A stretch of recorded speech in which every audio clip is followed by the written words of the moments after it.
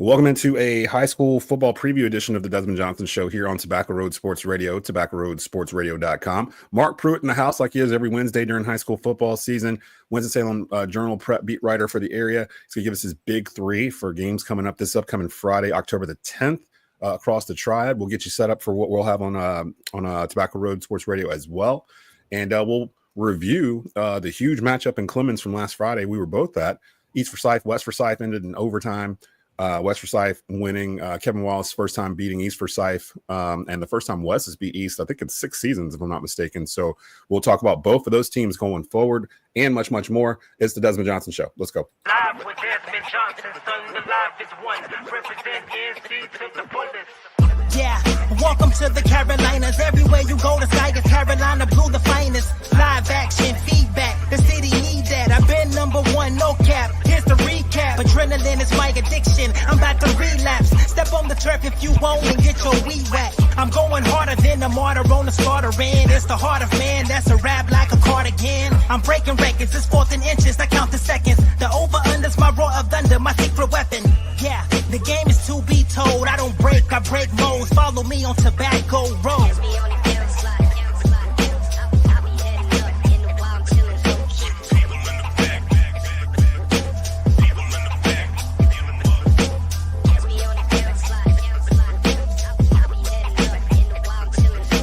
Live with Desmond Johnson, son, the live is one. Represent NC to the fullest.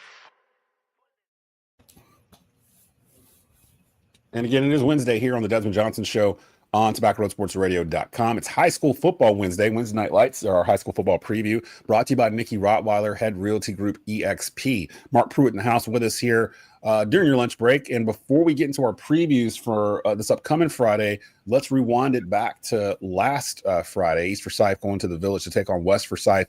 West Forsyth winning a thrilling overtime game 20-14. To raise the record to 4-2. East Forsyth falls to 3-3 on the season, and I know the citizens of Kernersville don't know what to do with themselves. It's been a while since since East Forsyth has been at 500 in October. Thoughts on that game? It was kind of a tale of two games, first half, second half, really. It was. It always delivers, doesn't it? Yep. We always end up getting something pretty special. I think the first half of that game highly favored West Forsyth, and it felt like they should have been leading 14-0, 21-0 at halftime because they dominated and had nothing to show for it points-wise. The East defense came up pretty big. East Couple of defense was fourth-down playing stops. well. Yeah. A turnover, 3 missed opportunities in the red zone. One of them was a fumble going in for probably would have been a touchdown, it looked like. So a 0-0 halftime score is not what I think most of the area expected to see out of that one. It just felt like West was going to do something with the ball when they came out in the second half, and they did, drove it down, got the touchdown, and East responded right away.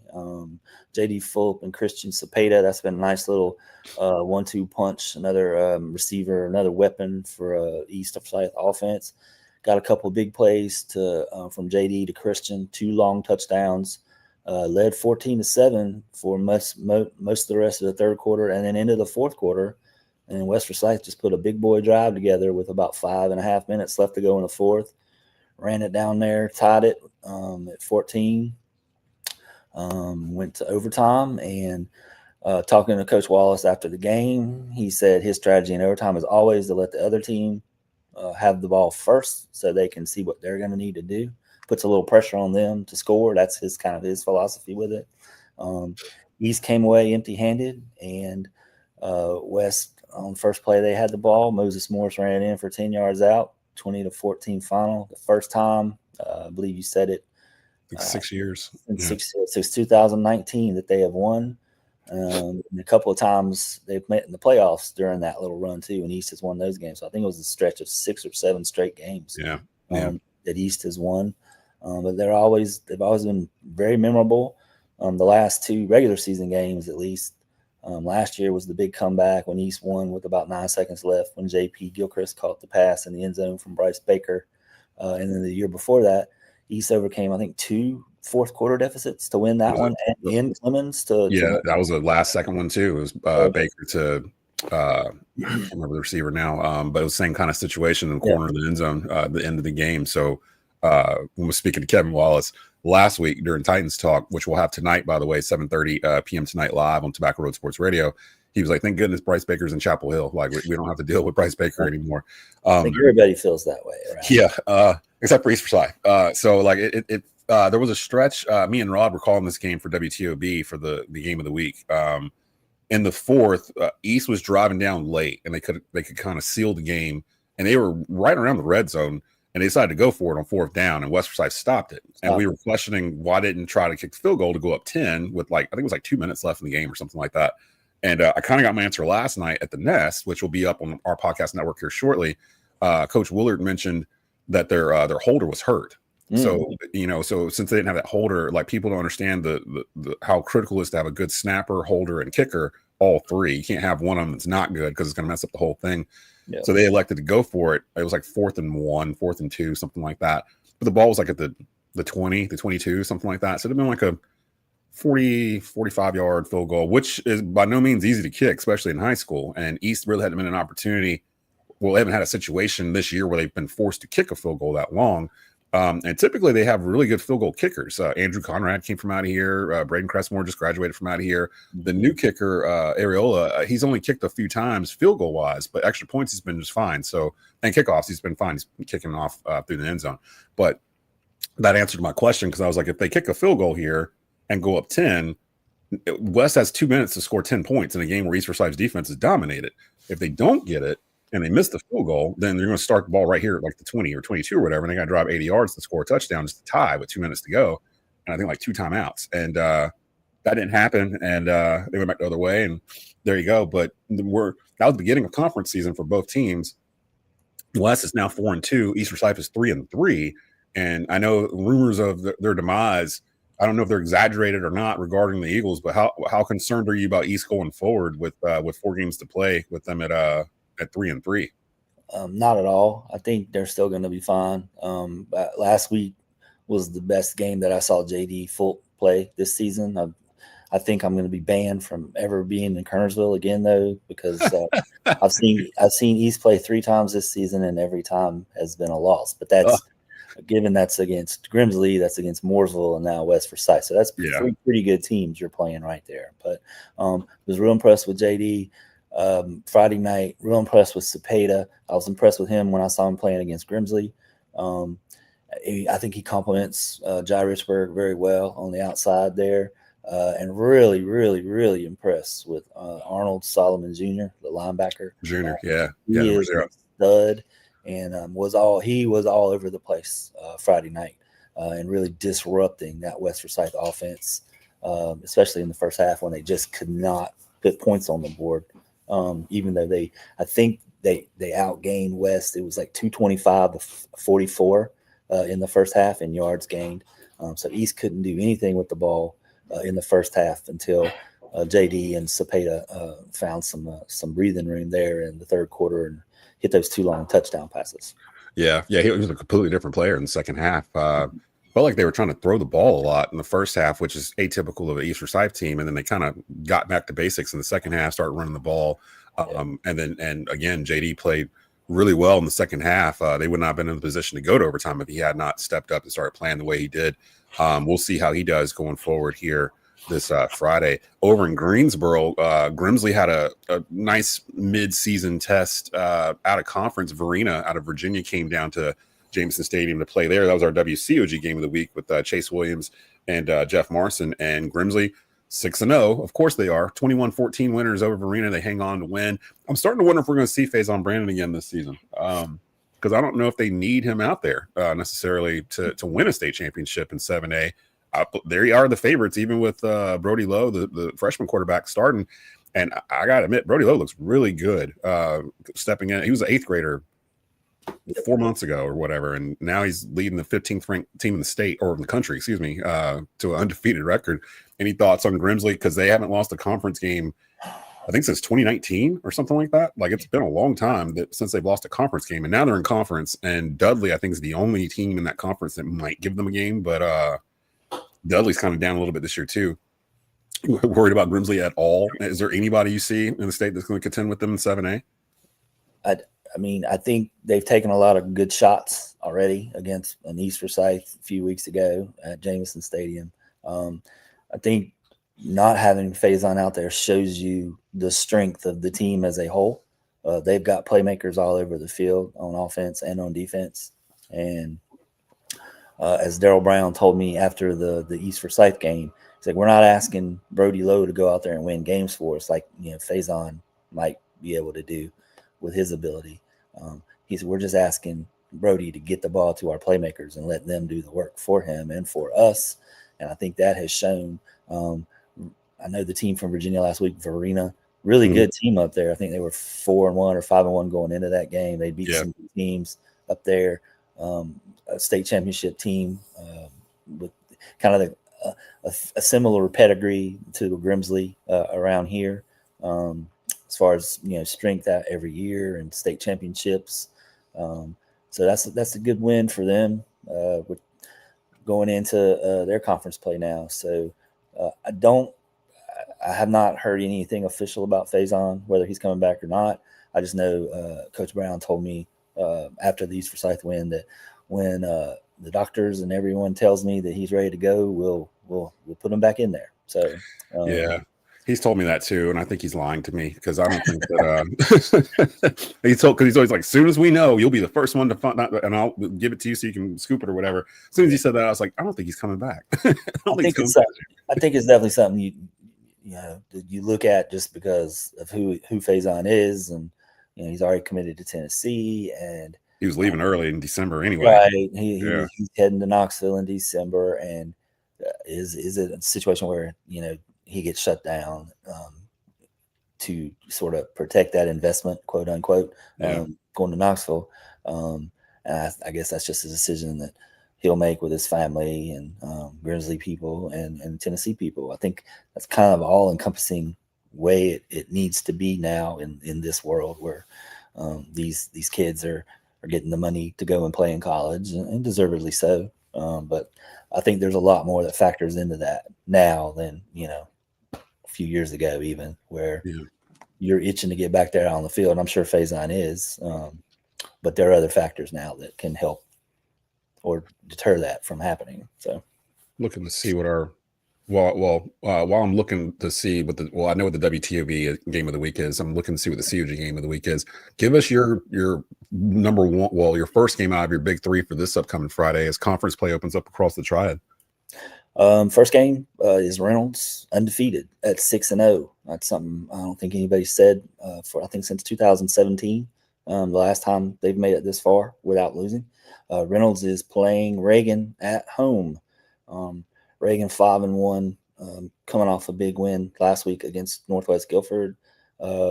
Reynolds won his conference opener last week against Parkland at their former home, Deaton Thompson Stadium, which was kind of interesting. But this game will feature the two top running backs in the Central Piedmont Conference as far as rushing yards. Reagan's got their workhorse, John Evans Jr., who leads the conference in rushing. He's pushing 1,000 yards already. And then Antonio Samuels is having a dynamite season for Reynolds. He's right behind John, close to 900 yards on the ground. He's dynamic in the return game. He catches passes out of the backfield, so he's one of those all-around guys. And it's also a game with two really good quarterbacks. Tommy Elrod's having a great season at Reynolds.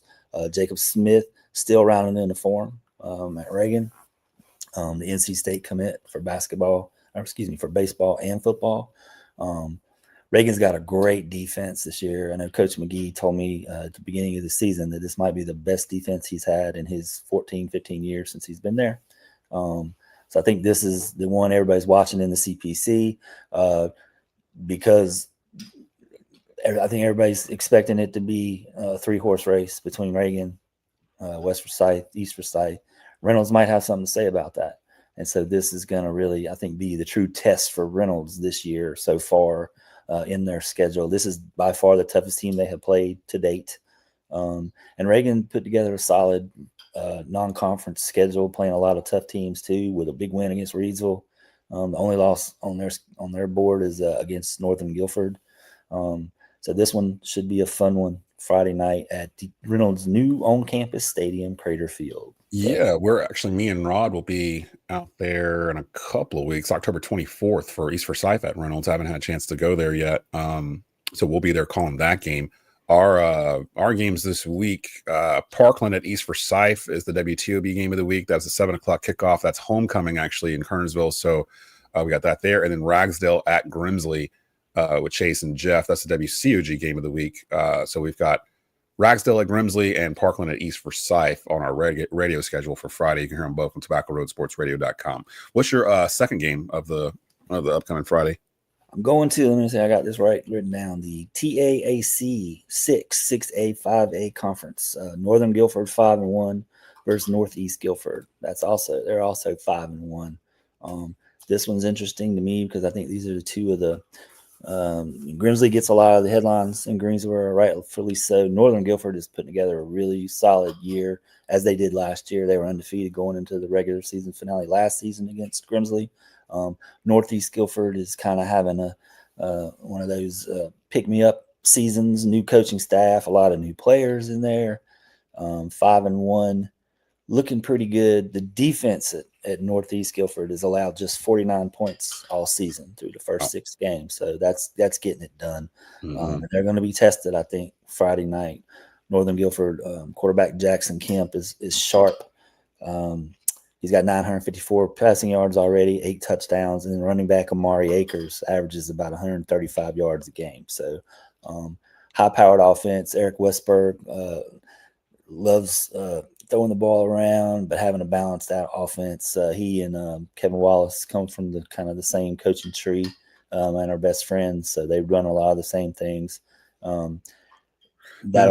think Trip Honeycutt comes from that tree too. Trip played for them at Greensboro College. So the three of them all kind of are tied in with a lot of. You'll see a lot of similar sets, formations, and schemes on offense for those three guys on their teams that they coach. So that should be a fun one in Greensboro Friday night. So that's that Northern Guilford team. I got a chance to see them earlier this year. That one loss was to East Forsyth, week 2 or week 3. I can't remember when it was, but yeah, that they are a very good team. They can score. They can put points on the board. They outscored Reedsville. I think week 1. I think it was. So yeah, they had a fourth quarter comeback against Reedsville in week 1. I think it was like a 10-point deficit, and they ended up winning. They beat Reagan a couple weeks ago at Reagan. Yeah. So they're a solid team. They're good. East Forsyth game, I think it was 6 turnovers. Coach Willett was telling me. There was 4 interceptions in that game. I think Ziggy Dobson had, or Zion Pleasant. Yeah, Zion had 3. Yeah, Zion had 3 in that game. So Ziggy had 1. Yeah. So that was the main difference in that game was turnovers. But other than that, they kind of played them to a head. So and Northern Guilford 6A, correct? Yes. Okay. So so keep an eye on them in 6A there. And then your third game for this upcoming Friday. I deemed this the Kevin Wallace Bowl last Friday night when I was talking to him after the big win against East. But West Forsyth's heading to Northwest Guilford. That's Kevin Wallace's old stomping grounds. His first job as a head coach at Northwest Guilford for six seasons before he came to West. He was on the staff at Glenn as a quarterback coach, offensive coordinator for a season, and then went to Northwest to coach them. And that's kind of where he made his bones as a head coach. So he's kind of got some mixed emotions about it, I think, going back. All of a sudden in the same conference. I don't think they expected that to happen when he left. Yeah. So some of those guys he knows still. They were, I think, freshmen, I guess, when he was there before he left. So he knows some of them, knows their families, coached a lot of their brothers. So West, with all the momentum now, with that big win last week, Northwest got beat by Reagan at Reagan last week in its first CPC conference game. So kind of gave them a little bitter taste of how life in the CPC can be. They got another tough one this week against West Forsyth, a team that probably on a real high after the big win against East. And I think seeing what Reagan did with Northwest, I expect this will be a West Forsyth win, and then kind of put them on solid footing as we head into more meat of the schedule after this. this week. Yeah, right now West is in the driver's seat, I would say, in the CPC in terms of winning the conference. Although I was asking this earlier in the year, since they're doing the playoffs simply just straight RPI, I'm not really sure how much winning the conference even really means anymore. It's just kind of getting in and starting that next season over, pretty much, right? Other than does it weigh at all in terms of the season? It honestly doesn't really matter for them because they're 8A. Yeah. And Northwest Guilford is the other 8A team in the CPC. So the RPI will factor in where they are seated in the 8A playoffs.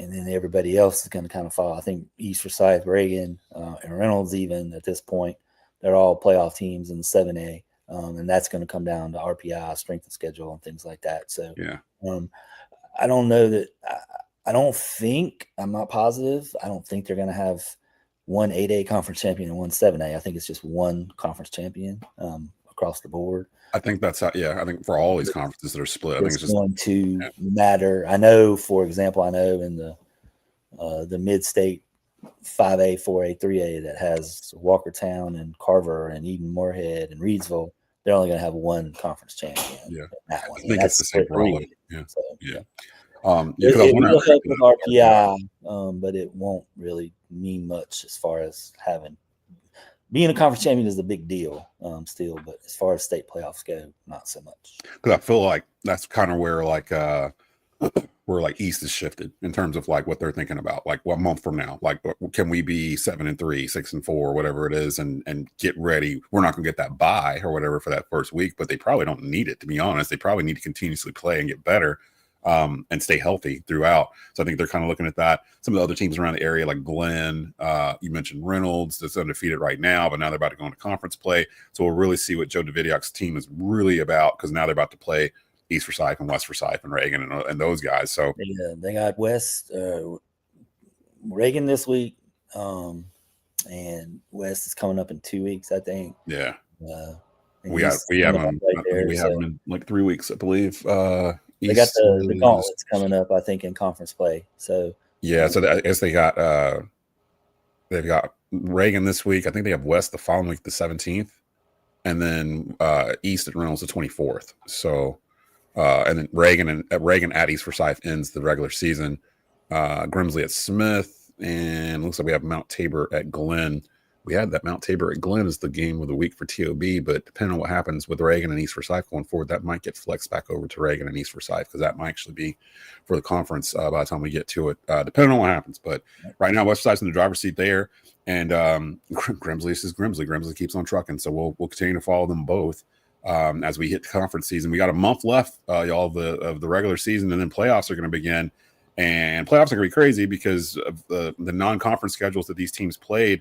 Because we were saying the RPI, some of these games, like for example, East Forsyth, when they played Grimsley, their RPI went up, even though they lost the game because they played at Grimsley. So it's one of those things where, they might get in with a record that's lesser than what you may be used to over the past couple of years. But really, honestly, once we get to November, I don't think any of that's going to matter. It's just going to be team on team who can play on the road, who can run the ball, that kind of thing, and who's got the experience at that part of the season to advance. And I would not be surprised if we do get Grimsley East Forsyth again somewhere down the road in a semifinal or something to that effect, but maybe even earlier, since East has these 3 losses. So the way it goes right now. So it could be like a second round matchup. So again, we'll have Titans Talk tonight live from Clemens with West Forsyth football head coach Kevin Wallace and his guests, hosted by Jeff Marson. That'll be at 7:30 p.m. live on TobaccoRoadSportsRadio.com. The Nest with East Forsyth football head coach Todd Willard, and Deepwater with Glenn head coach Tommy Glenn. Those were last night. Those will be on the podcast network later on today, so you can listen to those.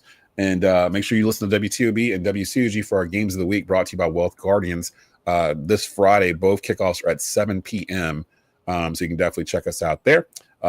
Thanks to Marc for stopping by again, and we will see you guys on our Saturday NFL morning preview on WWBG 1470 AM and TobaccoRoadSportsRadio.com. That's Saturday live at 11 a.m. So we will see you guys on Saturday, and we'll see you on Friday. So have a great rest of your week.